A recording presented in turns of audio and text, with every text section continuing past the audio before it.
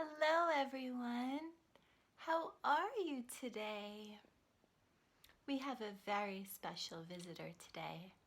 Will you help me call out our friend Lionel the Lion? Lionel, Lionel, where are you? Hello there, everybody. How are you doing today? We're doing very good, Lionel. Thank you for asking. How are you doing today? I'm doing good. But Halimah? Yes, Lionel? I have a question. See, I used to go to school, and I'm not going to school right now. I'm staying home with my mommy and daddy. I'm wondering, why am I not going to school? Lionel, that is a very, very good question. Isn't that a great question, children? Why are we not going to school?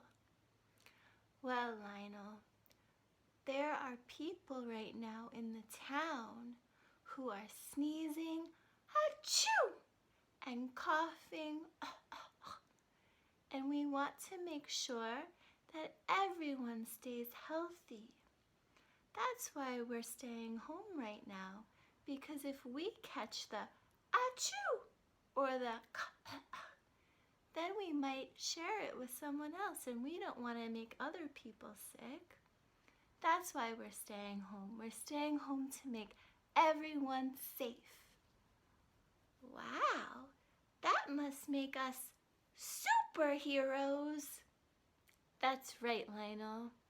You and the rest of the children are superheroes. Wow, that's really special. I like being a superhero.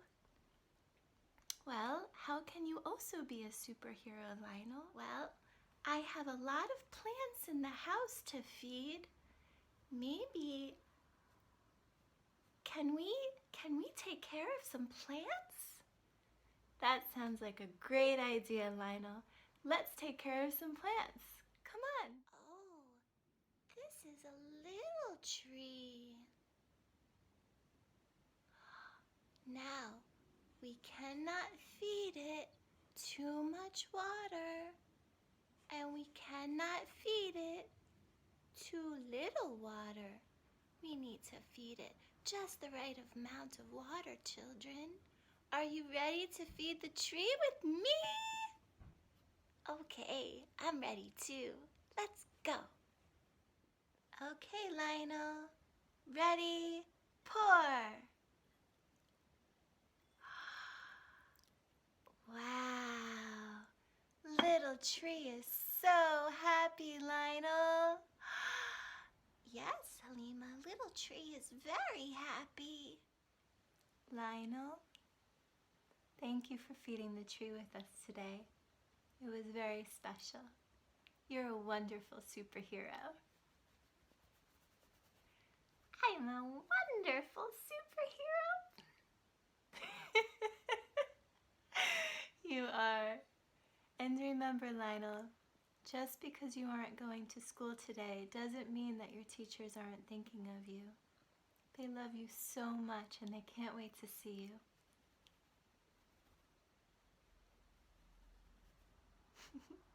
Now, Miss Adriana has something very special. She's reading a story about a little tree.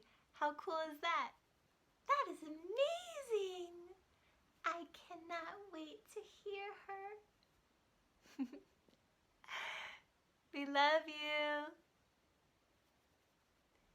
We love you very, very much.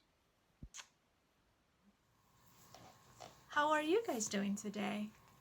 I hope you're all happy and healthy and ready for story. Today's story is The Little Tree.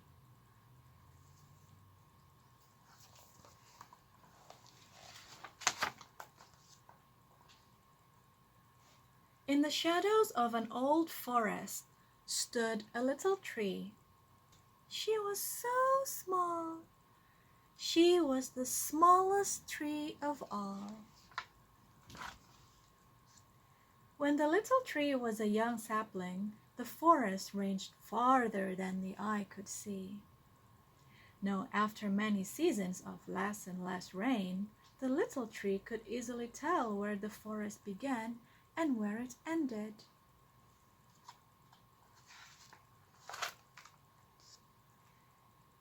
The new trees were smaller too. The older trees had grown so tall, they had almost touched the stars. The new trees could barely see over their ancestors' knees.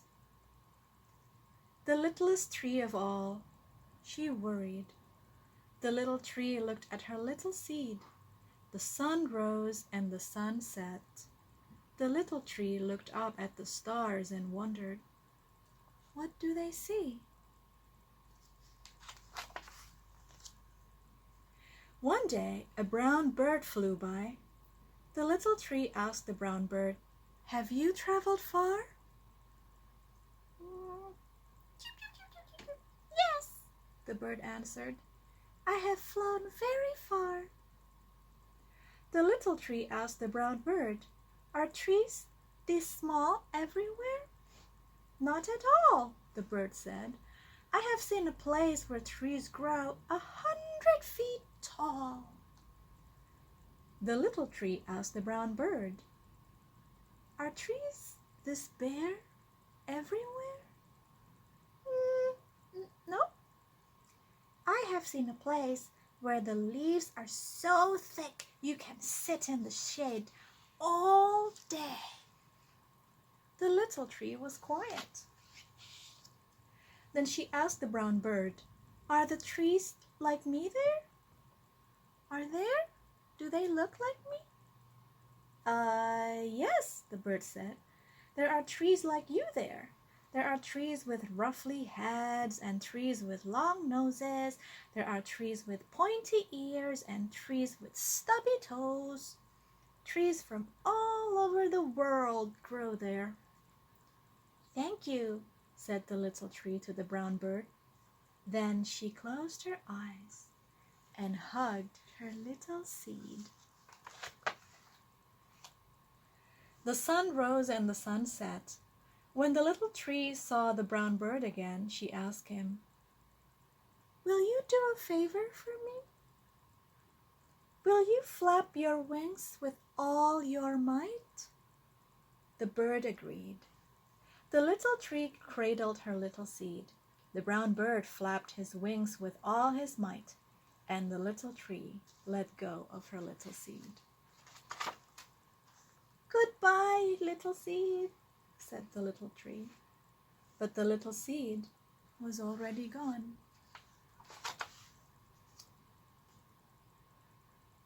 The little seed floated.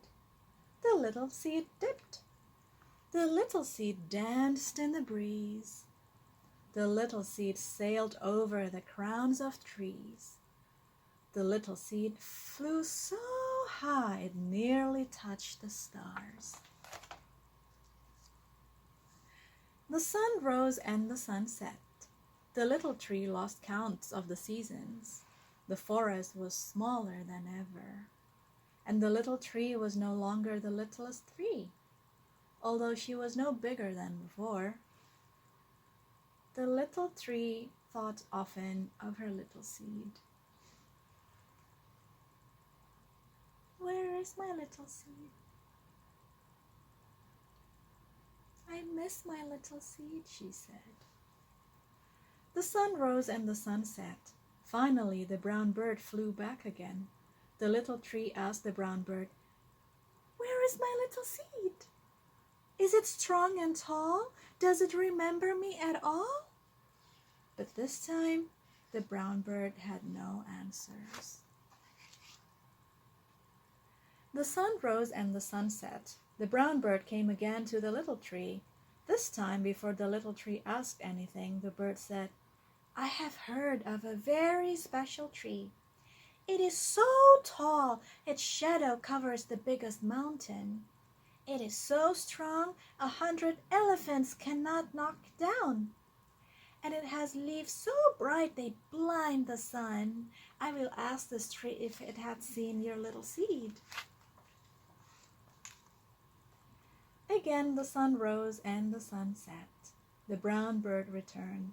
The brown bird said to the little tree, "The tallest, strongest, brightest tree is sending its answer soon." And there in the breeze floated a leaf. The leaf was the color of emeralds. The leaf was as big as the moon. The leaf twirled and shimmered.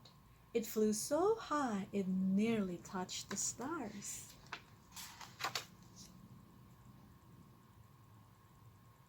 The leaf floated down.